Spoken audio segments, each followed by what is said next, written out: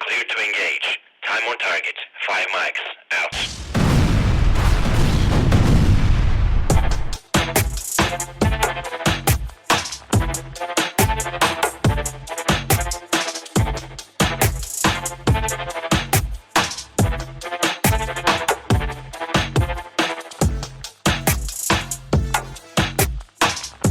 Are you recording right now? Yeah, he's coming on right now. So I just hit record on there. So are you done with your haircut?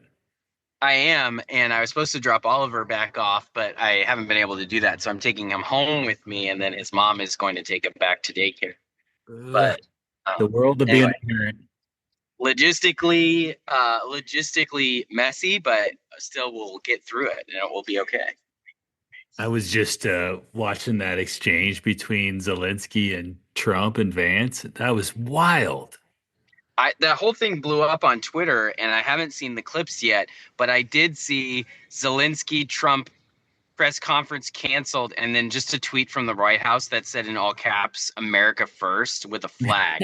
And I was like, something definitely happened. So Well, you got to tell me what happened. so basically, Zelensky's just saying you have no choice but to support us. Otherwise, wars, you got this big ocean between you and you're lucky, right? And Vance is kind of saying, well, you're not doing you can't find people anymore, and without America hopping on, you're just going to be screwed. And so, America, you guys need to be part of us. And then or that's what Zelensky was saying to those guys. And then Trump and Vance are just like, Trump's like, no, I think you're without us, you guys are screwed. They're going to run you over in a couple of weeks. And he says, and you don't even thank America for what we gave. And then Vance threw in there, you showed up in Pennsylvania and uh, campaigned for his opposition.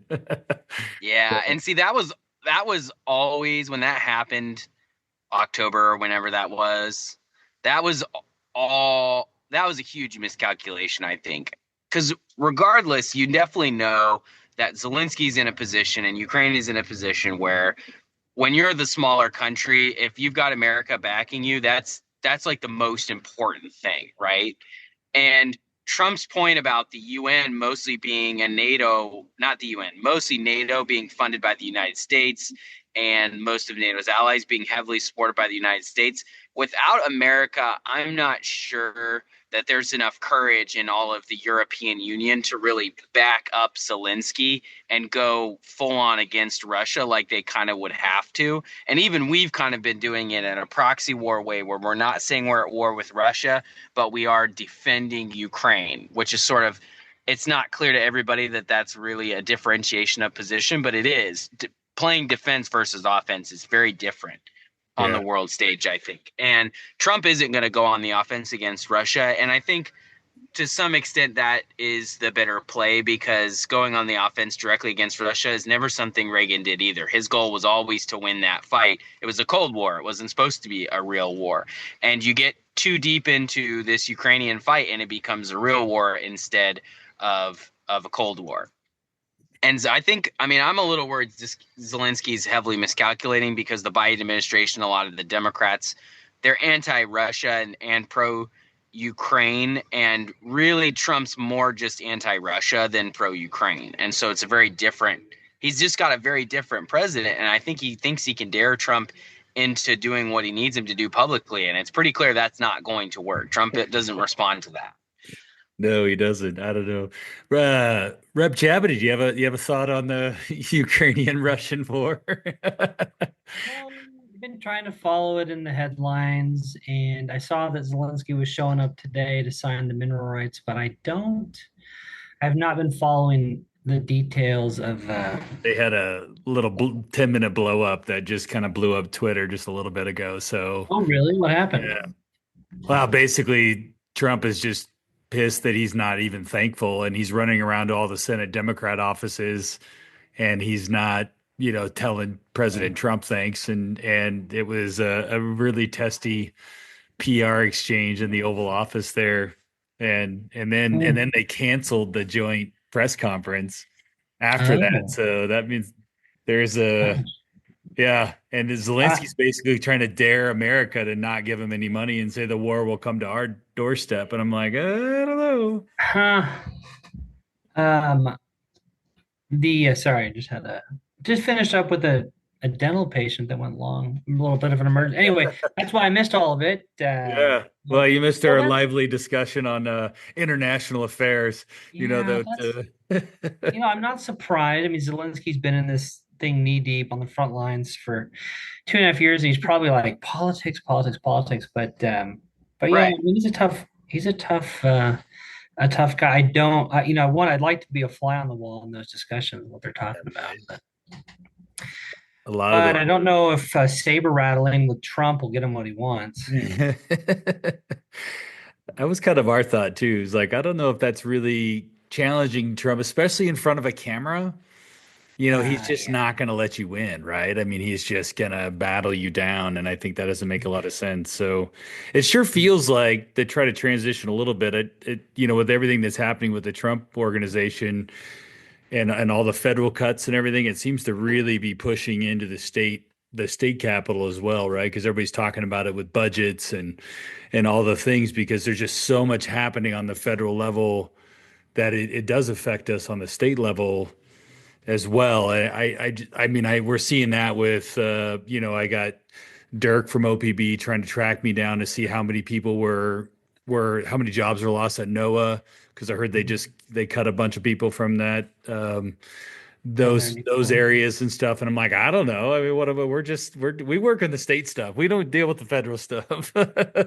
It's shocking, honestly, how little information we're getting in the building about those things. Everything what I'm hearing is either coming through the news or, if we reach out to, the offices of, for us, Bonamici or Merkley and some of the staff, they've got it. But you're right. And then we're trying to react and predict how to react to what's changing daily. It does appear to be daily, it's going to be interesting as we get to the budget process. Is 31% of Oregon's budget is federal money. So, Yeah. and you deal with a big portion of that, which is Medicaid, right? It's huge. I think it's more than 50% of OHA's budget is federal dollars. Dang. I think we can end up with 8 bill. Well, what was it about? It's about 3 to 4 billion from the provider assessment insurance tax, and then there's some other money that comes into that pot, but then ultimately the other part of that 30 billion, the lion's share of it comes from the feds. And we just reauthorized that provider tax, at least from the House side. It hasn't passed all the way through, but the House just did that yesterday. And what was interesting about that vote, I mean, the simple version basically is that Republicans are upset, and I'll let you, Rep. Javadi, kind of explain what the provider tax is, because you're better off doing that than I am. But the fight on the floor was really not about the provider tax at all. It was, I think 15 Republicans voted no because LC used to classify this as a tax. This has been being done since 2001 or 2003. It's always been required 3/5 because it raises revenue. And now they're, using a little bit of legal mumbo jumbo and some court cases to basically explain away why it isn't exactly a tax that raises revenue. And I can get into that in a little bit more, but so 15 Republicans ended up voting no, not because of the Medicaid funding. I think people are fine with that part. They get that. It leverages a lot of federal dollars, but that part is annoying and frustrating. Yeah, I think, the Republicans who voted no wanted to flag that and say, hey, what's going on here? Normally there's a process that requires 3/5 of a vote because this is a revenue, it says revenue impact. And they tried to make that argument on the floor. Legislative Council, said kind of beforehand, no, this doesn't meet these two tests from the Supreme Court case, this Oregon State Supreme Court. And so it was able to advance. Now, whether that'll get challenged later as it, after, if it gets out of the building, we'll have to see. But yeah, I mean, we need to be careful to make sure we're playing within the rules set by the Constitution. And if we're not, then, then we need to do that, honestly. So, but you're right about the Medicaid dollars. it's what keeps our hospitals open, especially our rural hospitals. 60% of our children up here on the North Coast are Medicaid recipients, 40% of adults. And ultimately, without those dollars, because they're matched at like 1 to 3 on average, if we were to any cuts to Medicaid, whether it's at the state or the federal level, are going to have huge impacts. And we have that hospital down in Coos Bay that's running into trouble because of finances. We lost our dialysis center in Tillamook because of that one's more on Medicare. But I mean, same idea. You don't have enough money, then Yeah. healthcare is closed. So I was going to talk to you, but that was on my notes to talk to you about Bay Area Hospital because I want to talk about that in regards to corporate practice and medicine. So yeah, I'm going to circle back to that one. But first, let me just make sure that we tell everybody that we are here with Representative Cyrus Javadi, Vice Chair of Healthcare. He's moved up the ladder, right? she has. Been I here know. since 22. Now you're a sophomore. And they said, great, we're going to give you healthcare, which is a huge lift. Yeah, But yeah. you know tons about it. And then you also sit on housing and human services. So you're kind of in the thick of a couple of major committees where I think there's going to be a lot of interesting, slightly controversial, but everybody trying to get to the right answer kind of committees. So it's a lot of work in those committees, especially with vice chair. I think healthcare is kind of a sneaky Mm. in this session is going to be a sneaky huge bunch of stuff coming through there. Yeah, there's 100, last I checked, almost 170, 180 bills.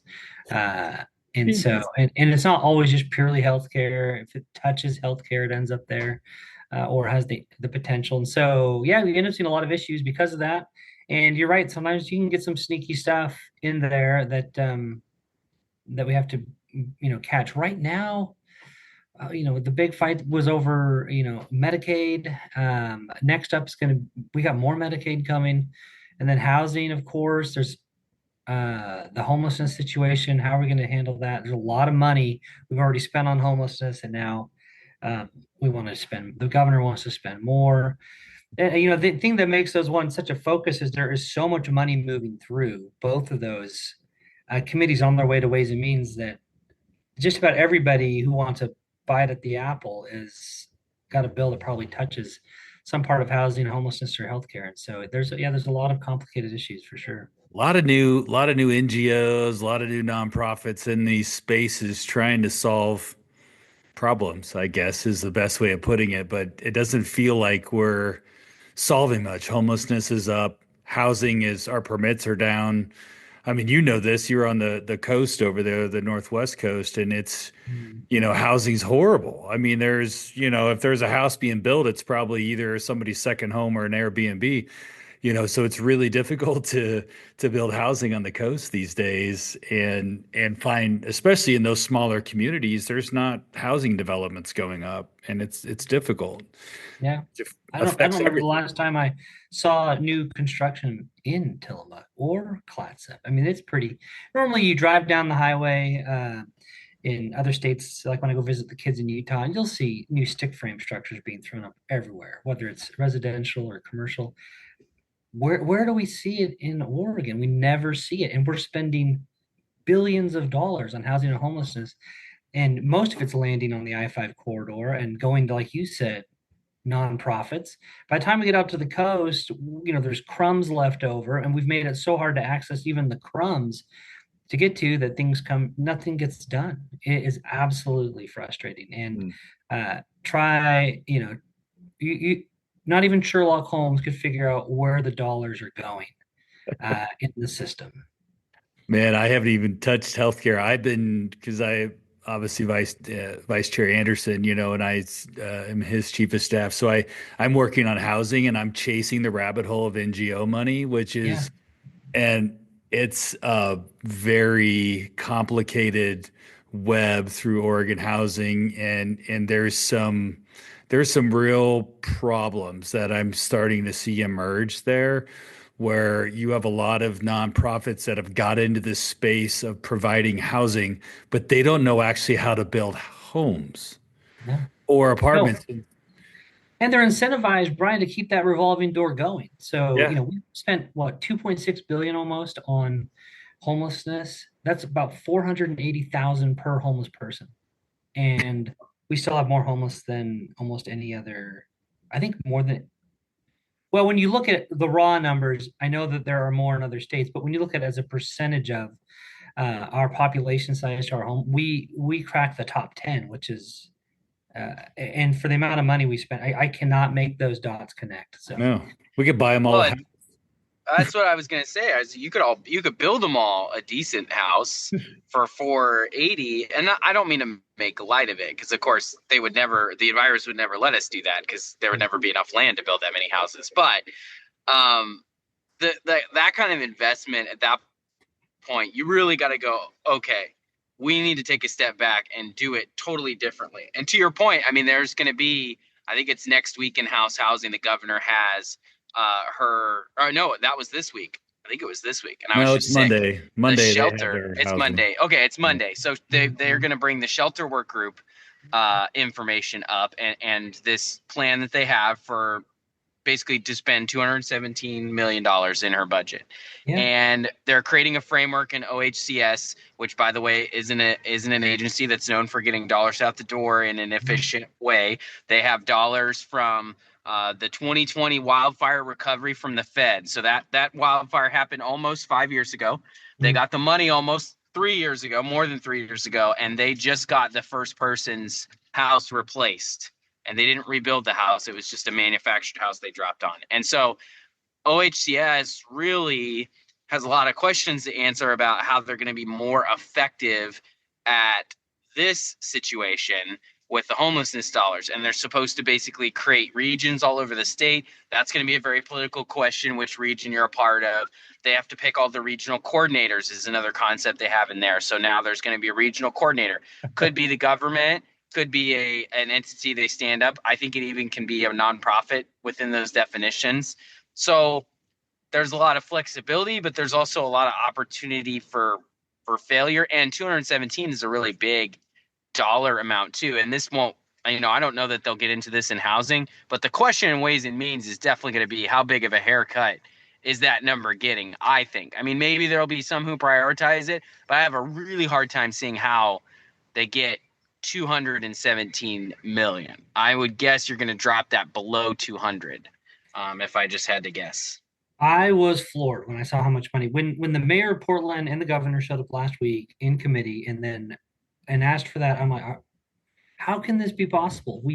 That you're back asking for more for us to bail you out, and we've seen no meaningful progress. I'm at least as far as getting people off the streets. So it's still, you drive through Portland, it's still a mess. And all that infrastructure, the point they're making is this.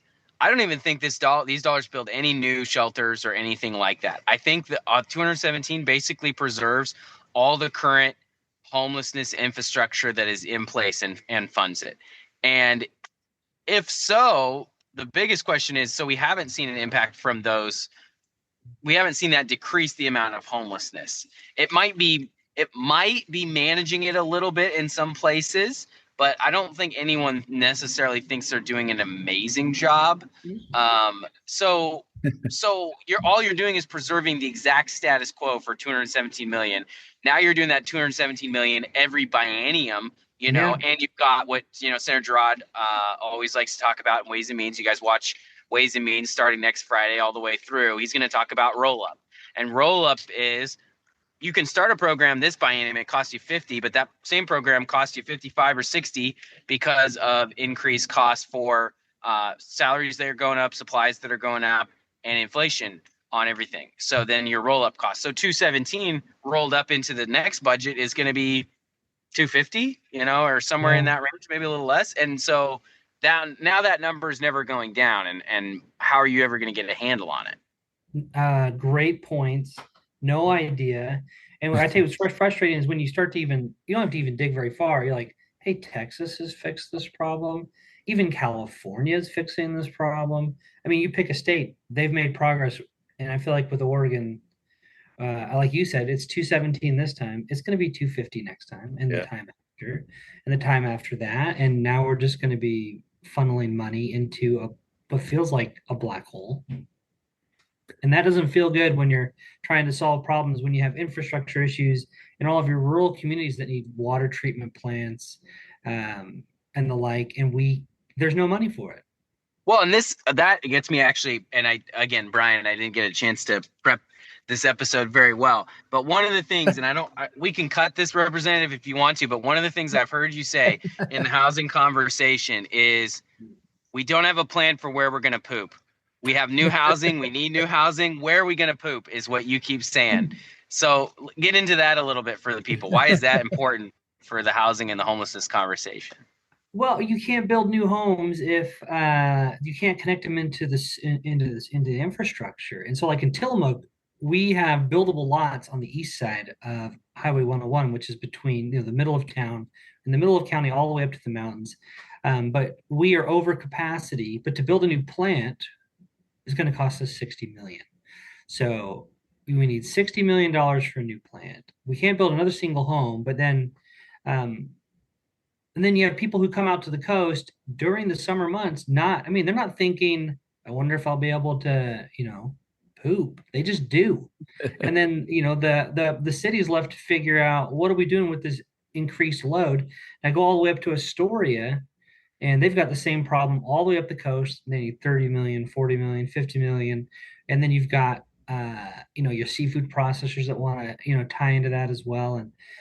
And so, no, we've got significant infrastructure needs. We don't have the property tax base to meet the needs of both tourists and residents with that infrastructure.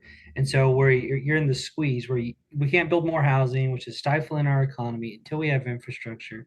We don't have infrastructure because we don't have a property base. It's just this circle that is never getting better. And so, yeah, until we do, we'll continue to have a housing problem. And I don't know what will happen when those sewer systems completely fail.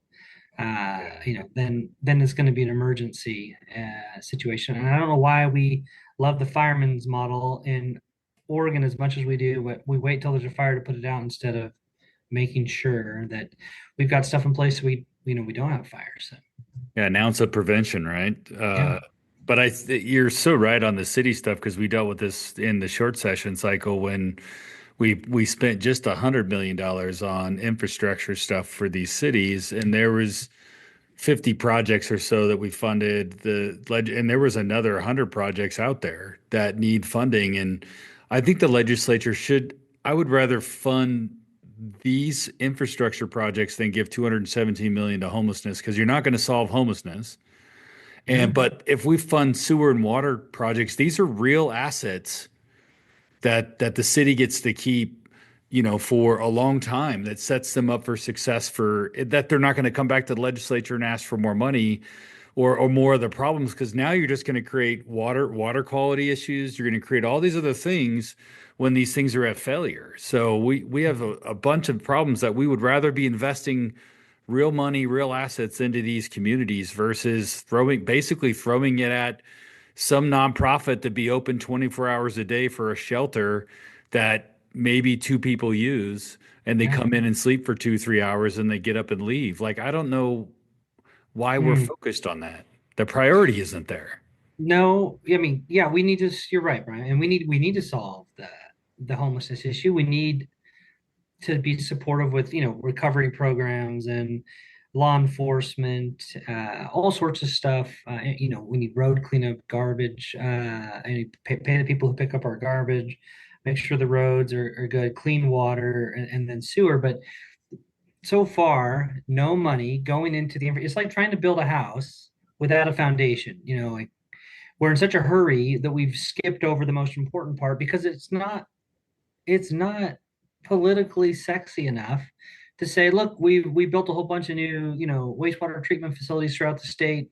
Now we can start building houses. It's just like we're so focused on show me a house right now, and we'll build it at any cost. We'll build one house and say, look, we're doing it, and ignore the fact that one house is now pushed the sewer facility, the sewer treatment plant over the edge, and now city leaders are stuck trying to figure out, what to do next. But thank goodness we got one house out of this. So which it's is tough. crazy.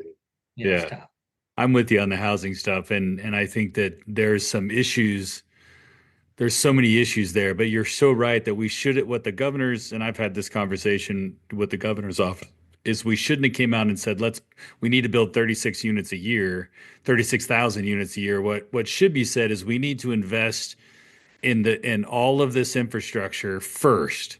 Then we're going to do Y, and then we're going to do Z. And then once we get that done, we're going to be producing housing in every nook and cranny of this state that meets the needs of the people in those Yeah. communities. And I think it was laid out wrong from the get-go because the focus is more on show me the new house or show me the new project instead of show me how this community is going to continue to be able to build homes for the next 10 years, right? With the infrastructure we put in. And I think you have to, part of the problem with legislation is you have to sell it.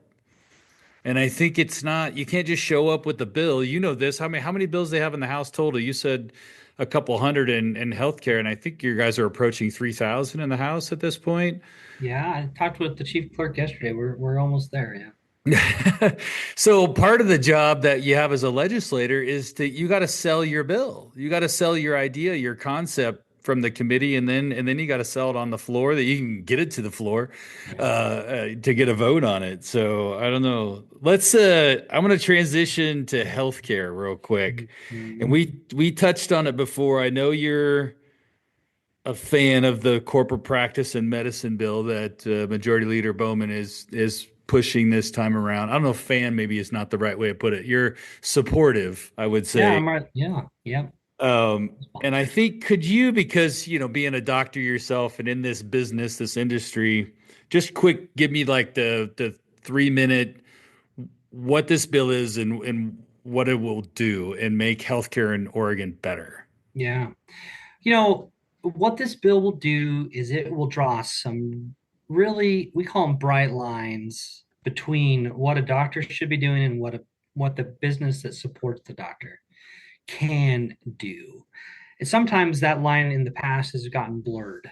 So what'll happen is a doctor, as his practice grows, will not be able to spend as much time with patient care because he's spending more time running the business, hiring employees, complying with regulations, etc. That can become overwhelming to the point where now he's not tending to his patients, and of course now that's not generating fees, and people are getting sicker. And so to solve that, doctors started partnering up with groups that were not doctors, but they were really good at running businesses, and we call them MSOs, or management service organizations, medical service organizations, that they come in and provide that the business side of it, hiring, negotiating with insurance companies, uh, running the business, et cetera, all that comes with HR compliance. And but and most of the time those relationships work really well, and in since 1947 we've recognized that this has been a problem, an opportunity. And so, but we've said, hey, under no circumstance should shareholders and CFOs and CEOs be running healthcare. So we created the Corporate Practice of Medicine Act that said doctors can partner with businesses, but only up to a certain point. And that point has been 51% of the business has to be owned by the practice, has to be owned by the doctor. 49% can be invested in by outside groups. We call them private equity, call it whatever you want. And they can provide business support. And so that marriage between these two has been since 1947. Over time, that relationship is blurred, and the corporate part of the business is exerting more control over what kind of care the doctor is providing to patients, and when it's happening, and how often it's happening, et cetera. And so this bill says we're going to separate that again. We're going to make sure doctors are really providing top-notch care as they were trained, and that they're not getting any undue pressure from businesses. And that, Go ahead. oh, I was just gonna is because really, I think like the Amazons, the United Health Groups, like these large consolidators, I guess is maybe a better way of putting it, right? Because they're really kind of getting into just everyday practice of medicine that it's kind of maybe eroding the care? Is that why what's It happening? Or definitely does. I mean, if you maybe, I don't know if you guys have been to the doctors lately or the dentist, but sometimes you'll go into a practice and before you even meet the doctor, you've already had a sales pitch on why you should be taking advantage of this service or that service. By the time, and then you get back into the exam room and there's product placement and marketing all over and then after you leave the doctor's room after they've diagnosed your problem and presented solutions, you meet with one more person, like almost like you're buying a car, who's now trying to close the deal and the treatment plan. You should pick this option versus that. And then we've worked out your finance arrangements and you're out the door. And so you and the doctor so anyway, it's changed the way that healthcare is being delivered, especially in our independent practices. And so this is not a good way forward. It's happening all over the country. The more we let them blur the lines, the more problems it's going to create, and it has eroded healthcare. And when you talk to doctors all throughout the state, they can all see it. Nobody wants to turn on the television and see a commercial with some gimmick to get you to go get a colonoscopy, buy one, get one free type of promotions. And so that's what's happening because of corporate influence as they are trying to squeeze every last dollar out of the healthcare system for profits. And they have no incentive to prioritize patient care because sometimes patient care is not profitable. And so if you're looking at it from a corporate lens, you're saying, oh my gosh, well, if we provide that service, if we offer this medication to that patient, it's going to cost a lot more. Why don't we prioritize the cheaper medications that maybe are less efficacious, less effective, or maybe take longer or more inconvenient? And when but a doctor might be saying, I'm not really worried about what the treatment costs. This is the right treatment for the patient. And I want to be able to present that option. And a corporation might say, nah, no, we're not going to offer that as an option. We're not going to do those lab tests because, the cost of that lab test is a lot. We don't really need it. And the doctor's like, how am I supposed to diagnose without that lab test? For example, I mean, those are worst case scenarios, but it's there's a spectrum there of, and people get as close as they can to the edge of what's inappropriate. And ultimately the patient doesn't know that's going on, right? When you go see the doctor, you have no idea that those decisions have been made, and your doctor's interfacing with you, and you don't know that you're getting the full picture. And is that before? Because here's the other thing too that a lot of people are familiar with, at least, is battling with insurance about getting that stuff covered, right? But you're talking about even before you're at the insurance thing where maybe it is covered by insurance and you're already through that situation, or you have partial coverage of it from the insurance, but you're still paying it. This isn't about fighting with your insurance about whether it's covered. You're actually fighting with, or you and your doctor are fighting with their own practice. You're absolutely right. That's a great point. I mean, imagine if your insurance company owned the doctor that you went to see. I mean, it would be there's a conflict of interest. The doctor now is he's as part of the insurance team. Is he when you're in that exam, is he looking out for your best interest as the patient, which is the way we traditionally want it to be? Or is he now looking out for the best interest of the insurance company to make sure that they have the best bottom line for their shareholders? And so while that's not happening, insurance companies, for the most part, aren't directly employing doctors. We are seeing more vertical integration where insurance companies are buying, they have offshoots like specialty pharmacies or telehealth and other practices that then contract with doctors that then contract with other doctors till finally, you got a doctor who's working with the patient, and yet you're not getting, that doctor and that patient are having a discussion about what's best for them. And now they have to go have that argument with the insurance company, but hey, guess what? The doctor, already works for the corporation. And so are they really having the fight with the insurance company or the parent company in this case? And that there's enough doubt in there and it's murky enough and you can't tell that, we feel like that's a bridge too far, and we need to make it completely, as much as we can, separate those two, at least to the point where the doctor, we're confident, has the authority to say, no, I'm not going to I'm not going to follow the will of the shareholders in this situation because the patient, uh, that conflicts with what's best for the patient.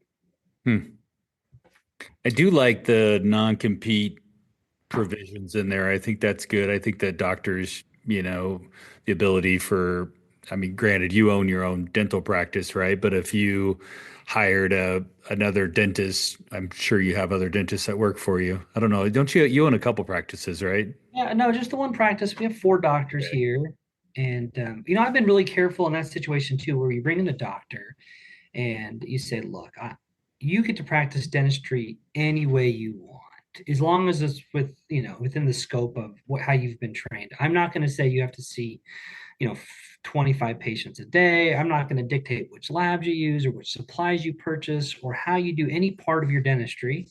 Uh, because I want you to make the decision that's best with the patient. And some days the doctors will see 3 patients, and some days they see, 16 to 18 patients. But I'm never looking over their shoulder to make sure that what they've done is the most profitable procedure. And that type of pressure, when the doctor thinks that they're being scrutinized to that level, it does impact patient care. And so, um, and that's not good for healthcare at all in Oregon, under any circumstance. I think some of the fear around the bill is that something's going to change, that the doctors and the private equity groups that are coming in to partner with doctors are now going to find it less profitable, and so they're not going to want to invest in medicine in Oregon. And I just don't believe that's the case. I mean, nothing is, they still can purchase 49%. They can still work with the doctor to determine what is the most efficient way to run the practice. But we want that kind of investment.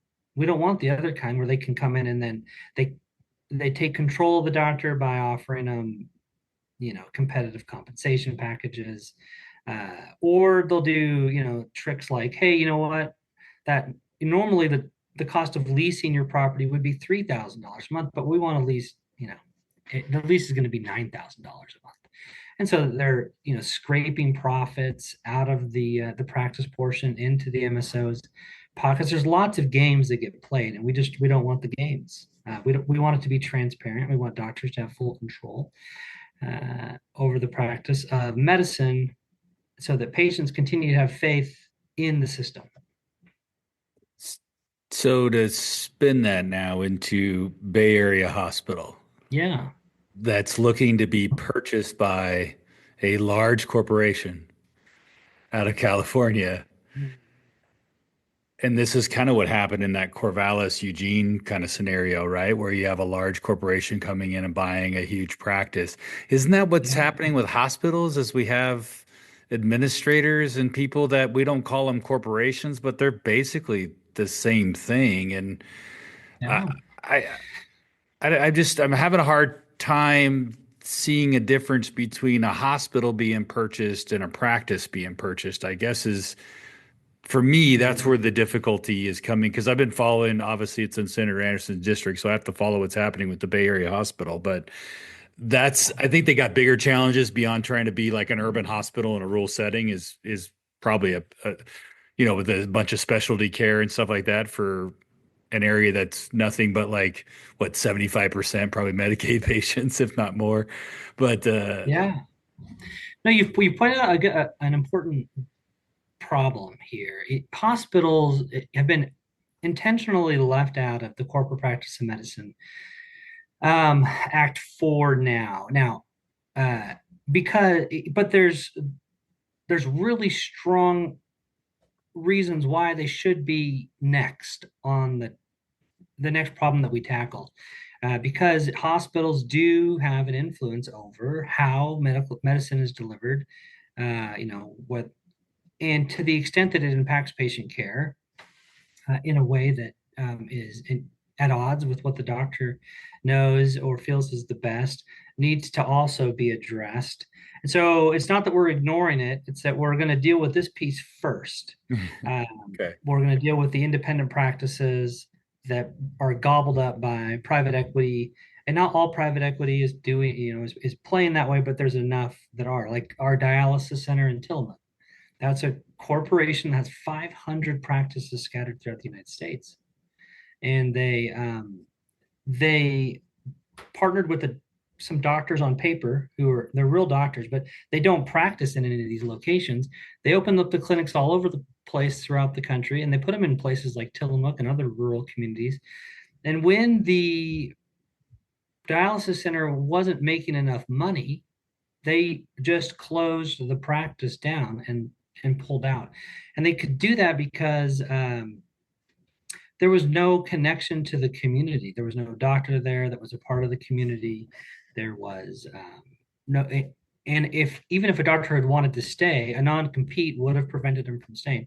So, and then you've got the issue like with the hospital down in Coos Bay. Same. Now the hospital's in financial trouble. If someone doesn't come bail them out, and that's where Quantum, who's the private equity group that's going to come in and do it, then they would be forced to either go to the state and get the money. And if the state doesn't have the money, then they would close and we would lose the entire facility that's down there. And we could see that happening in other places, like we saw in Eugene, where Optum came in, bought a practice. Ultimately, that practice wasn't, and Optum's the private equity, bought the practice, then closes the practice down. And then now the patients who were seeking, we're part of that community, have no access to that care anymore because Optum pulled out, and then they prevented the doctors from staying and working in that area. So it's causing some issues throughout the state. There's a lot. Well, but you have a hospital. We met with them. They're up in Astoria, right? They're like building a new hospital, and they're expanding. And they're is there a difference in? I mean, is one run well and the other one isn't? I mean, is that kind of part of the problem, or because Astoria's got to have a high number of retirees and an older population too? Yeah, there's a lot of forces at play. Clatsop County, Columbia Memorial Hospital up in Clatsop County is run very well. I mean, no debt. They make smart investments and they serve the community well. And they're in a position now where they're expanding the hospital, and it's been a real gem of how healthcare systems can get run in the state. But we got things like Medicaid funding, we got Medicare. Most hospitals, especially rural hospitals, are run by Medicaid and Medicare dollars. And when there's cuts to those, then that can have an impact. But on top of that, Medicaid and Medicare don't raise their fees very much over each year. But what we've seen is the cost of labor at these hospitals has continued to go up at a rate much higher than what Medicaid and Medicare are reimbursing. 50% increase in payroll over a 5-year period and a 1% to 2% increase in fees pretty soon. And if you got debt, if you took on debt before the spike in payroll at post-COVID, you have those fixed costs servicing that debt. Now you've got a huge explosion in your payroll that you weren't expecting when you took out that debt. And now you're 5 years down the road, and then Medicaid, Medicare have not stepped up to increase reimbursement rates. And so you've run out of money. You have no space left in your budget to continue servicing it. And so you need someone to come in, buy up the debt, get you out of that cash flow problem, and then put in a new structure, a new system, a structure in place so that you can continue to operate. And I'm sure it's going to end up just fine for the private equity group.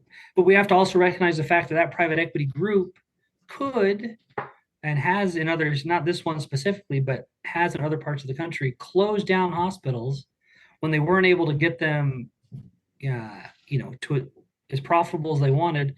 And there's no incentive for them to offer up another alternative. And so the hospital's gone. All those patients now are funneled over to another one of that private equity's hospitals. Yeah. that's more profitable. And so now you've lost a hospital here. Everyone's driving over there. It's too expensive to stand up a new hospital. I mean, it's an expensive, hot mess. The reason we're here is a variety of reasons, but what we're trying to do is fix that. Wow. Huh. It is a big mess, and I'm glad you're tackling it. I didn't want to eat up all of our time on corporate practice and medicine. I know it's not. I know it's a big issue for you, but I think it's going to be a big. I don't know if it'll be a big fight. It feels like you guys, you and Leader Bowman and a few other folks have really, I think, done a good job of advocating and Mm.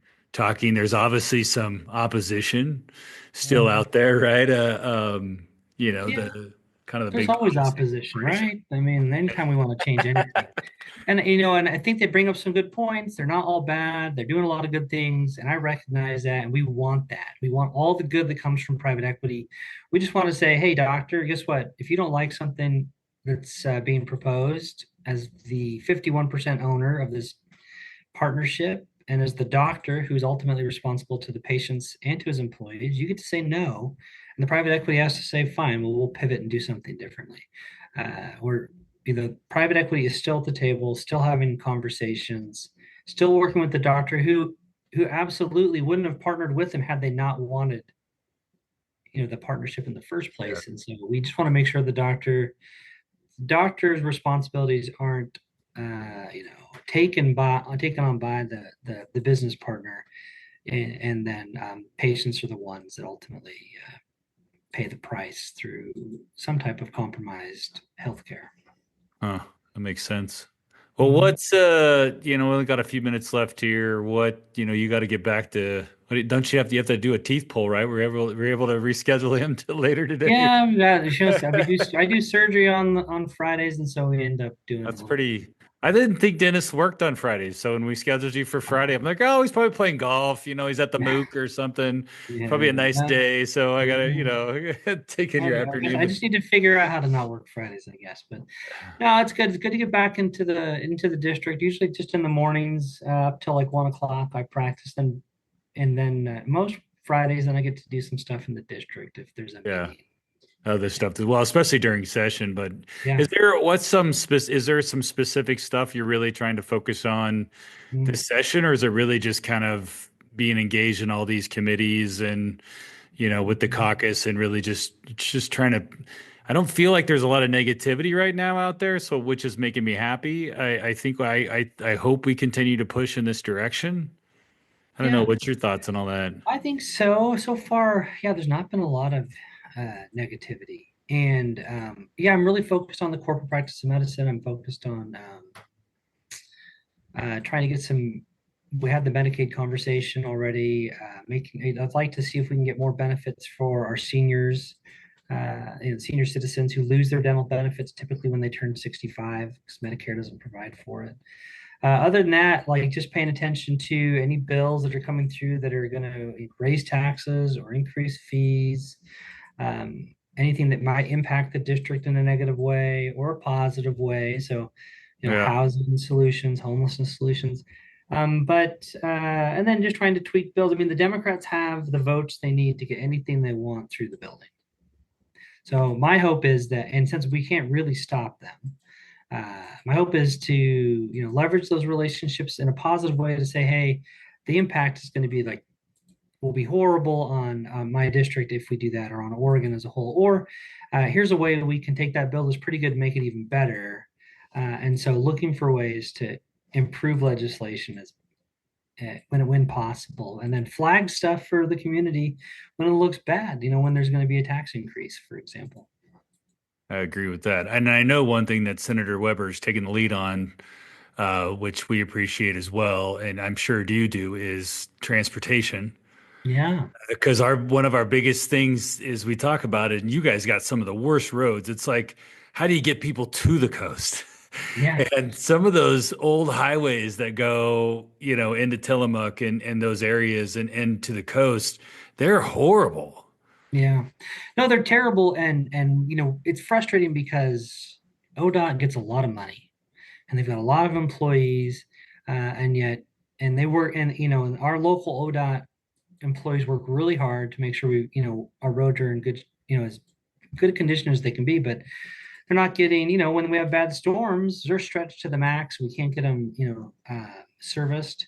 And so we need to hold ODOT accountable and say, are you using your budget to the best way possible? How are we not losing, but underestimating $1 billion in revenue, et cetera? Which reminds me, one of the big fights we're going to have, and we're about to, is in the next couple of weeks, is the transient lodging tax.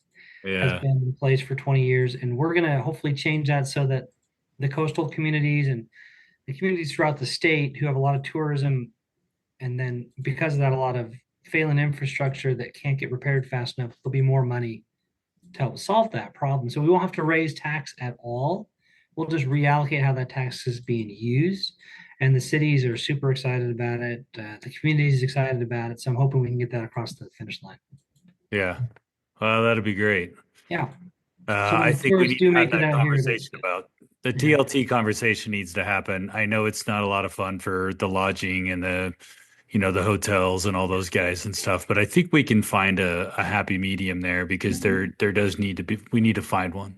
Yeah, no, we've done a great job of showcasing the coast using those transient lodging tax in all of Oregon, honestly, out where you guys are too, in Central Oregon, and to the credit of the hoteliers and the restaurants and the lodging folks, they've done a fantastic job, and we want them to continue to do a fantastic job.